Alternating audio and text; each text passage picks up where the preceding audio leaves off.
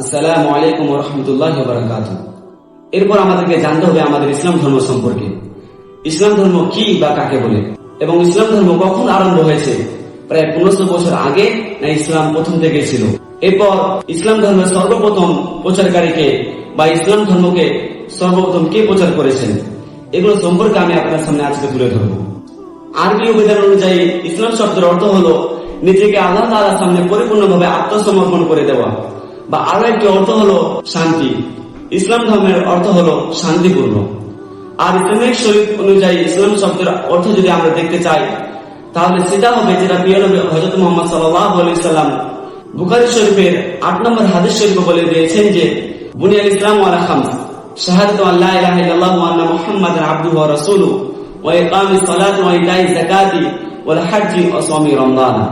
অর্থাৎ ইসলাম ধর্ম মূল 5টি স্তম্ভ নিয়ে গঠিত হয়েছে, যাকে আমরা ইসলামের আরকান, ইসলামের পিলার ও ইসলামের ভিত্তি হিসেবে আমরা জানি।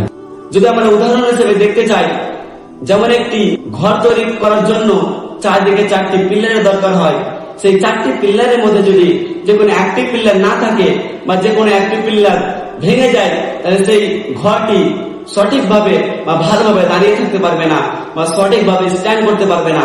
তেমনি প্রত্যেক ইসলাম ধর্মকে অনুসরণকারী ব্যক্তির মধ্যে এই 5টি ইসলামের আরকানের মধ্যে যদি যে কোনো একটি উপস্থিত না থাকে বা একটি প্রেজেন্ট না থাকে, তেমনি সে পরিপূর্ণভাবে ইসলাম ধর্মে প্রবেশ করতে পারবে না বা পরিপূর্ণ মুসলিম হতে পারবে না।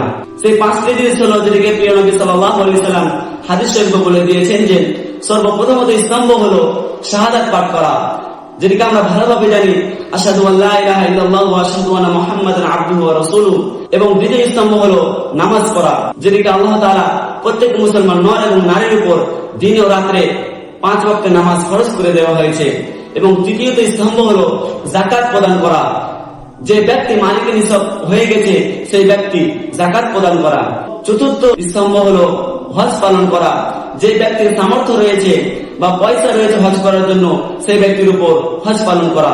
এবং সর্বশেষ 5ম নম্বর স্তম্ভ হলো রোজা রাখা, যেটাকে আল্লাহ সুবহানাহু ওয়া তাআলা প্রত্যেক মুসলমান নর এবং নারীর উপরে রমজান মাসে 30 রোজা ফরজ করে দেওয়া হয়েছে, সেই রোজা পালন করা। তাহলে আমাদের এই 5টি ইসলামের আরকানের মধ্যে যদি কোনো ব্যক্তির মধ্যে এই 5টি ইসলামের আরকানের মধ্যে একটি আরকান না থাকে বা একটি স্তম্ভ না থাকে, তাহলে সে পরিপূর্ণভাবে ইসলাম ধর্মে প্রবেশ করতে পারবে না বা পরিপূর্ণভাবে মুসলিম হতে পারবে না।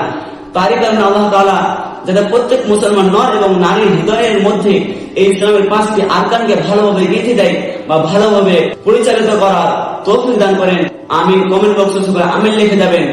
আর ইসলাম ধর্ম কখন আরম্ভ হয়েছে?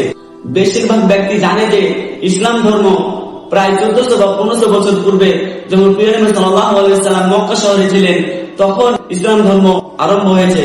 কিন্তু এটি একটি ভুল ধারণা। আমাদের ইসলাম প্রথম থেকেই রয়েছে। যখন আল্লাহ তাআলা হযরত আদম আলাইহিস সালামকে জান্নাত থেকে এই দুনিয়াতে প্রেরণ করেছিলেন, হযরত আদম আলাইহিস সালামকে জান্নাত থেকে এই দুনিয়াতে পাঠিয়েছিলেন, তখন থেকে আমাদের ইসলাম রয়েছে। আর আমাদের ইসলাম ধর্মের সর্বপ্রথম প্রচারকারী হলো আমাদের প্রিয় নবী হযরত মুহাম্মদ সাল্লাল্লাহু আলাইহি ওয়াসাল্লাম। তাহলে এইসব থেকে আমরা জানলাম যে ইসলাম কি বা ইসলাম কাকে বলে। অবশেষে আমার এই ভিডিওটি যদি আপনাদের হৃদয়কে স্পর্শ করে থাকে বা ভালো লেগে থাকে ও জ্ঞানপূর্ণ অর্থাৎ ইনফরমেটিভ হয়ে থাকে, তাহলে আমার এই ভিডিওটি আপনার বন্ধু এবং আত্মীয় স্বজনকে শেয়ার করে তাদেরকে ইসলাম ধর্ম সম্পর্কে বেশি বেশি জানার বা অবগত হওয়ার জন্য সুযোগ দান করে দিন।